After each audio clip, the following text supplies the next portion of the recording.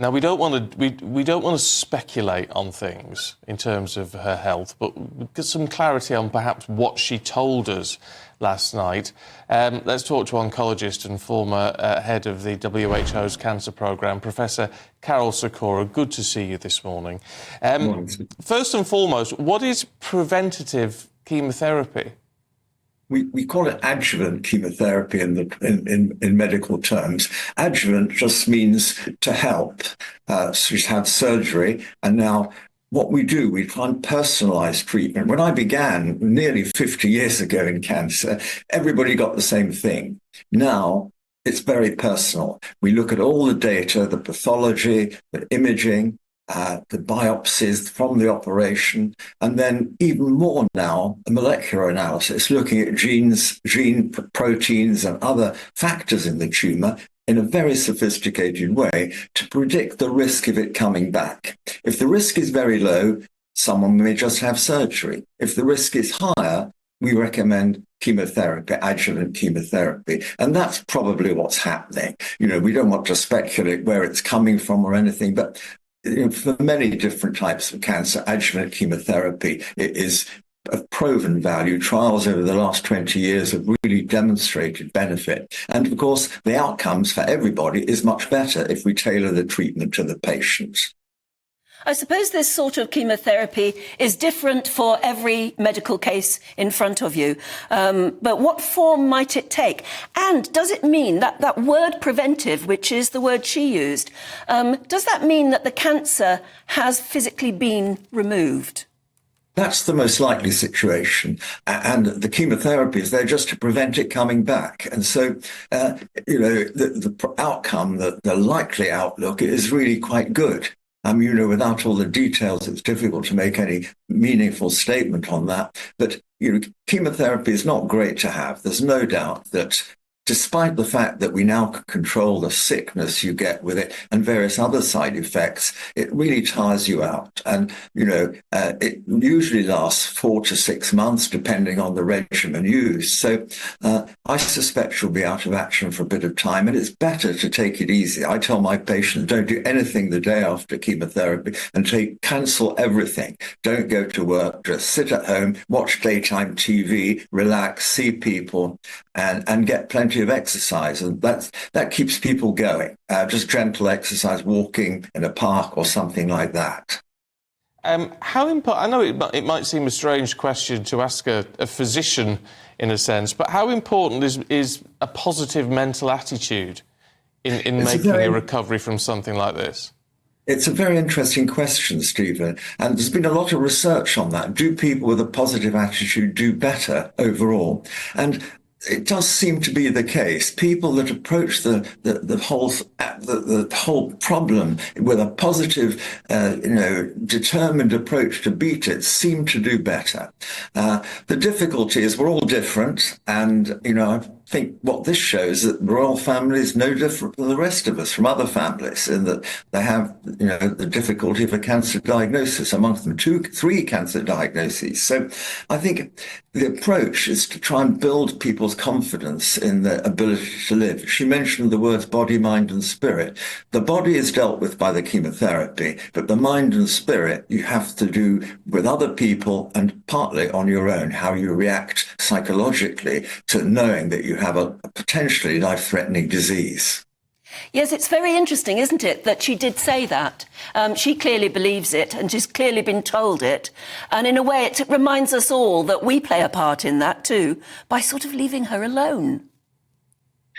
I know it's and having a loving family helps tremendously. You can see on the picture there, a great family, like so many families, and that's the core of unity and love. And so when you have a crisis, everyone rallies round.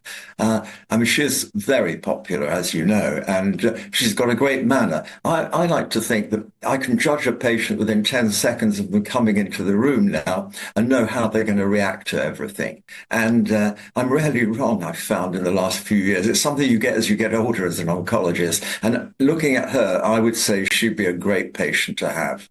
She'll do what she's told in terms of the physical drugs and attending and x-rays and all the rest of it. But more importantly, she'll react well to it. She'll react well psychologically. And that really is quite important to get people through, this sort of treatment.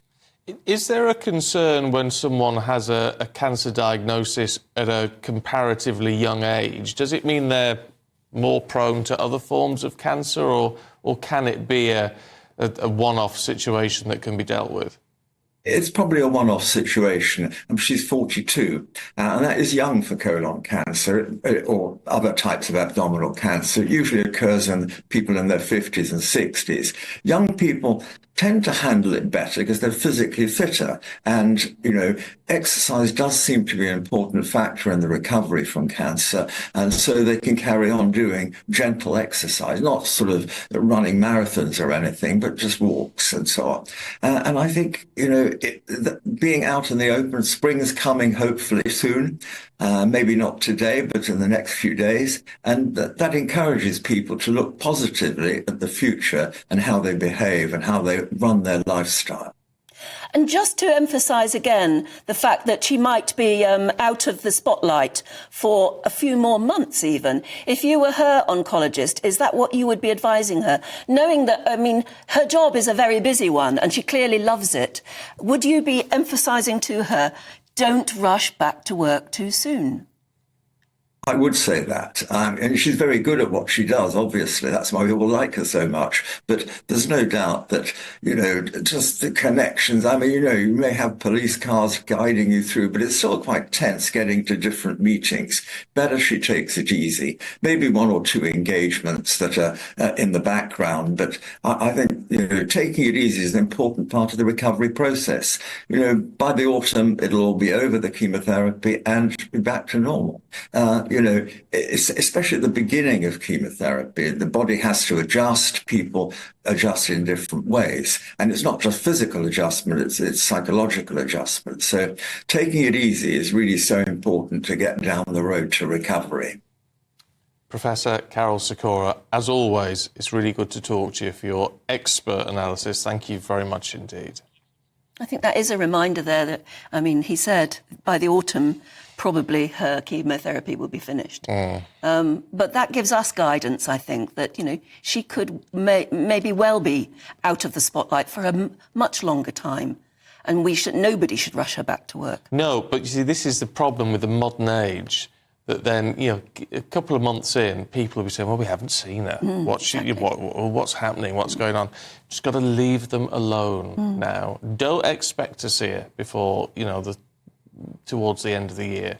Just leave them be. What a situation to be in, actually, for the whole family. Yes, you can completely understand as well now that clearly they wanted to be able to explain the whole situation to the children in an appropriate way, as she said, because can you imagine how frightened those children would be if they got the wrong sort of news in the wrong sort of way, as Michael Cole said earlier, in the school playground with other children coming up and saying, what's wrong with your mummy?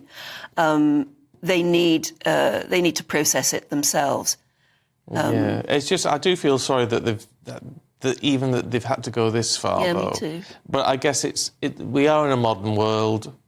People make demands. The online social media situation then if there is a vacuum of information, people make it up. Yeah, and they really have with some astonishing theories. Some awful things, actually. So hopefully it puts all that to bed. But do get in touch with your thoughts, won't you? And like I was saying earlier, particularly your thoughts, not just for Kate and the children, but for Prince William. What would your advice be? How to keep going? How to be the rock that family needs now?